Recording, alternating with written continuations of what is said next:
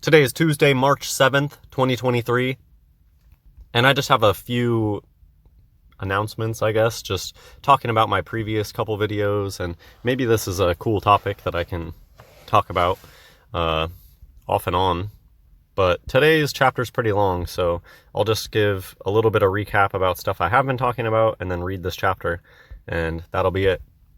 So I just have a few things to note. One of them, somebody left such a good comment on my video talking about Chinese cathedrals, because very, very often when you're reading these backstories of these huge cathedrals, it'll be that it took 3 years to build the cathedral. And at first I was just like, oh, that's just a BS number that they're coming up with. But 3, 6, and 9 are all numerologically significant. I mean, really every number is significant, means something. And I guess that's one of the big hurdles to get over when you're first learning about geometry. When you're first learning about gematria and the way that these people speak and signs and symbols, color coding, stuff like that, one thing to understand is that everything gets ascribed a certain meaning, and ambiguity is part of the game, and things meaning slightly different things to other people. But the point remains that these people speak symbolically, and they focus on the details and symbolism of things, the hidden meanings behind things. And so I think that there is a very significant reason, thanks to this commenter for pointing this out. I agree 100%. 3 years to build the temple. That's what Jesus said. Jesus said that, Jesus said 3 days, but the number 3 is significant here, because Jesus said in 3 days he'll destroy and rebuild the temple, and he was talking about himself and the crucifixion and resurrection in 3 days.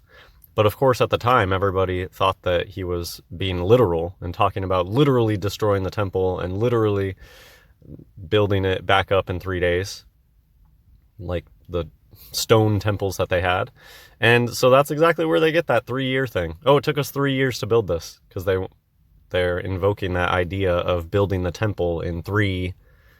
Okay, Jesus said days, but I don't think that they could get away with that lie, that they built it in 3 days. It's already a stretch that they can get people to believe that they build these things in 3 years. But there you have it. That's the significance of why so many of these buildings are built in 3 years. Really excellent comment. So thank you for that.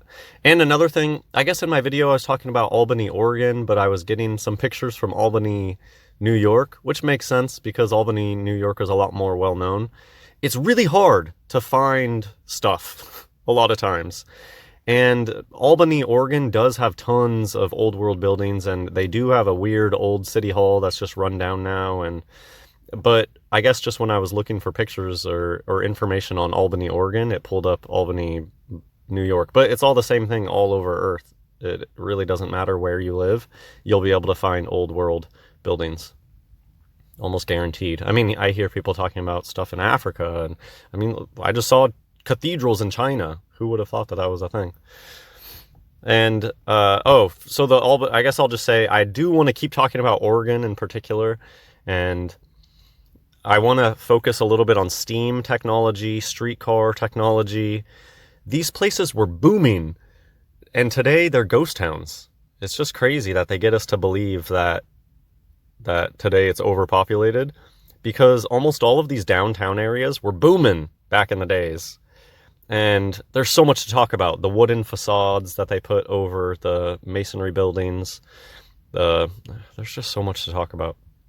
So I will revisit this idea. I want to talk about bridges. I want to talk about steam, ferries.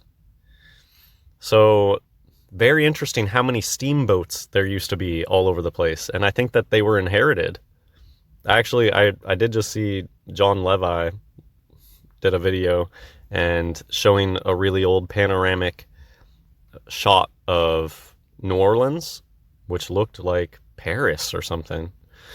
And there were so many steamboats. I think that steam technology was a big aspect of the society, the worldwide society that was reset. I think had tons of steam technology. It's clean. And it's elegant. And they inherited it, and so much of it burnt down. It's laughable how much of this stuff... Oh, there was a fire! Okay, so let's get into the reading for today. That was enough rambling about my past videos, and I'll still keep talking about fake history. I find it infinitely more interesting than the narrative that's pushed. Okay, so this is Isaiah chapter 37. And it came to pass, when King Hezekiah heard it, that he rent his clothes and covered himself with sackcloth, and went into the house of the Lord. And he sent Eliakim, who was over the household, and Shebna the scribe, and the elders of the priests covered with sackcloth, unto Isaiah the prophet, the son of Amoz. And they said unto him, Thus saith Hezekiah, the day is a day of trouble, and of rebuke, and of blasphemy, for the children are come to the birth, and there is not strength to bring forth. It may be the Lord thy God will hear the words of Rabshakeh, whom the king of Assyria his master hath sent to reproach the living God, and will reprove the words which the Lord thy God hath heard. Wherefore lift up thy prayer for the remnant that is left. So the servants of King Hezekiah came to Isaiah. And Isaiah said unto them, Thus shall ye say unto your master, Thus saith the Lord, Be not afraid of the words that thou hast heard, wherewith the servants of the king of Assyria have blasphemed me. Behold, I will send a blast upon him, and he shall hear a rumor, and return to his own land, and I will cause him to fall by the sword in his own land. So Rabshakeh returned and found the king of Assyria warring against Libnah, for he had heard that he was departed from Lachish. And he heard say concerning Tirhakah, king of Ethiopia, He is come forth to make war with thee. And when he heard it, he sent messengers to Hezekiah, saying, Thus shall ye speak to Hezekiah, king of Judah, saying, Let not thy God, in whom thou trustest, deceive thee, saying, Jerusalem shall not be given into the hand of the king of Assyria. You just see, though, like reading this, though, it's very interesting to every people's had their own gods, and seems very, it honestly reminds me a lot of how people these days have their own teams, their own sports teams. Very interesting. But, of course, we know that there were one people that were following the true God, the creator of all. And there were tons of pagans and animists and druids, and the times were so different back then. Behold, thou hast heard what the kings of Assyria have done to all lands by destroying them utterly, and shalt thou be delivered?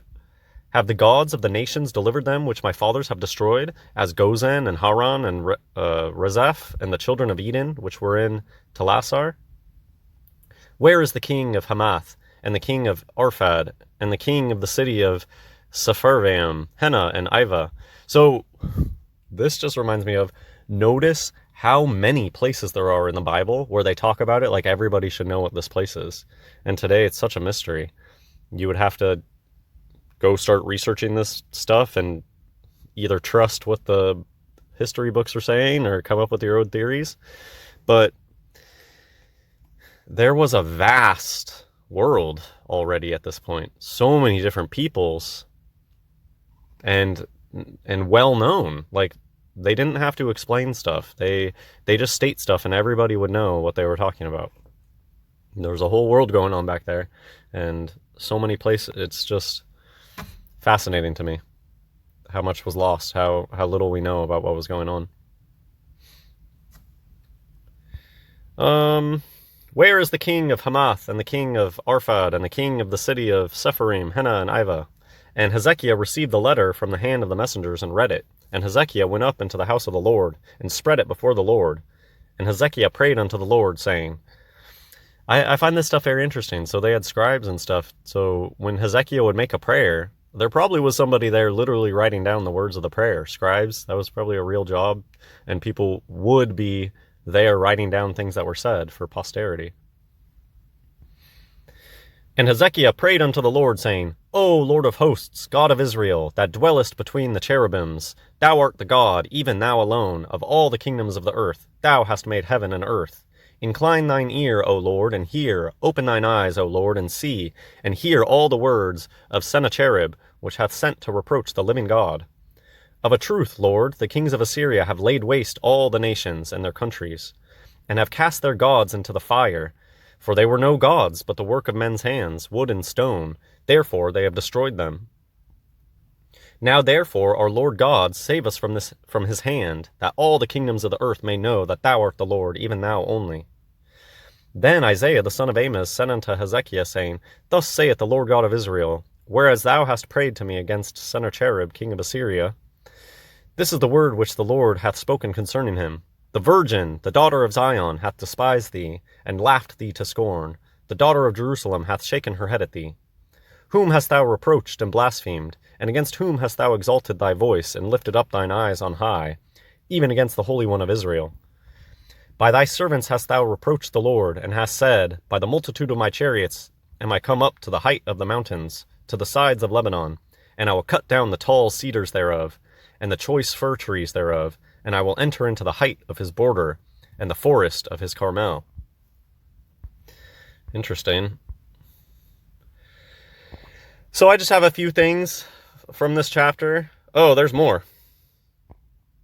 This chapter's really long. Verse 25, I have digged and drunk water, and with the sole of my feet have I dried up all the rivers of the besieged places. So they'd come in and dry up all the rivers of the cities. I mean, you see how often modern cities are founded around rivers. All the major old world cities have rivers going through them, as far as I know. Hast thou not heard long ago how I have done it, and of ancient times that I have formed it?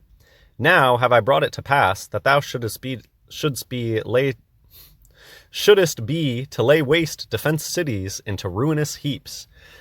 It is, I say this over and over and over again, how fascinated I am by the Old Testament being filled with just castled cities, fortifications, laying siege. It is the medieval times that they try to tell us is the medieval times. That's just the Bible times were like that. Therefore their inhabitants were of small power. They were dismayed and confounded. They were as the grass of the field, and as the green herb, as the grass on the housetops, and as corn blasted before it be grown up. But I know thy abode, and thy going out, and thy coming in, and thy rage against me. Because thy rage against me, and thy tumult, is come up into mine ears, therefore will I put my hook in thy nose, and my bridle in thy lips, and I will turn thee back by the way by which thou camest. And this shall be a sign unto thee. Ye shall eat this year such as groweth of itself, and the second year that which springeth of the same. And in the third year sow ye, and reap, and plant vineyards, and eat the fruit thereof. And the remnant that is escaped to the house of Judah shall again take root downward, and bear fruit upward. For out of Jerusalem shall go forth a remnant, and they that escape out of Mount Zion. The zeal of the Lord of hosts shall do this.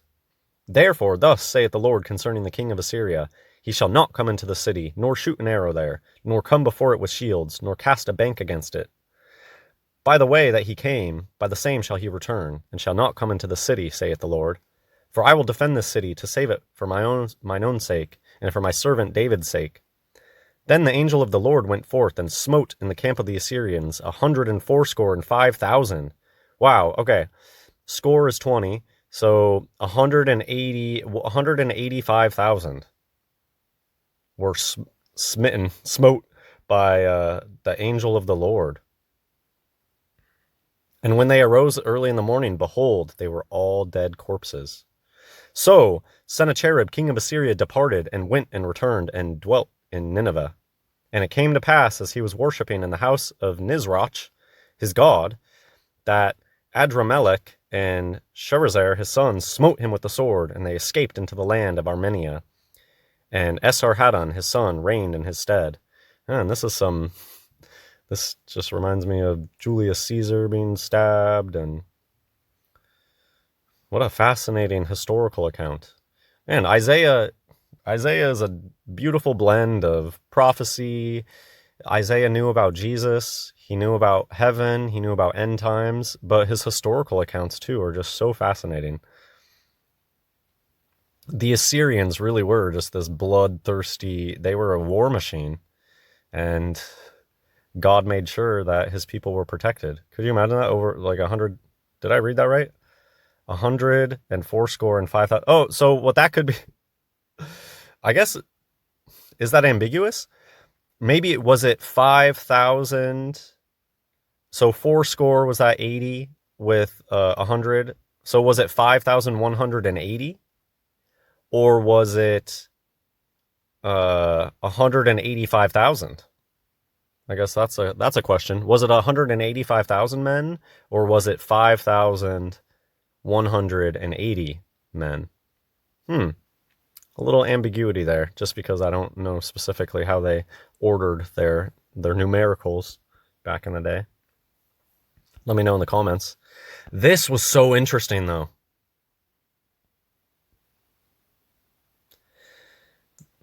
Three clay prisms inscribed with the same text. These look like technology to me. Like, this doesn't look practical as a way to store information. Why the shape? Why so sturdy? Does it need to be so thick if you're just... What's with the shape, too? To me, it looks like some sort of technology. Did they have a reader? Something that could read this script? It looks like a computer code. Prism. And the fact that they call them prisms, too. Very strange. Cuneiform is something interesting to look into. What's going on, man?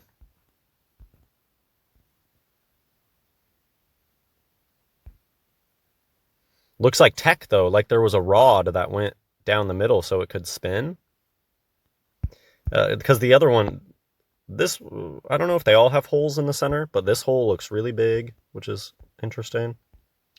But, right, it looks like a rod would go down the center so that this was free and it could spin. I don't know. Well, this was some cool reading. As for the king of Judah, Hezekiah, who had not submitted to my authority, I besieged and captured 46 of his fortified cities. Man, what we have today pales in comparison to times past.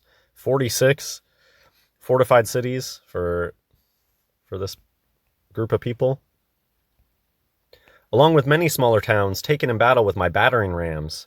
I took as plunder 200,000, 150 people.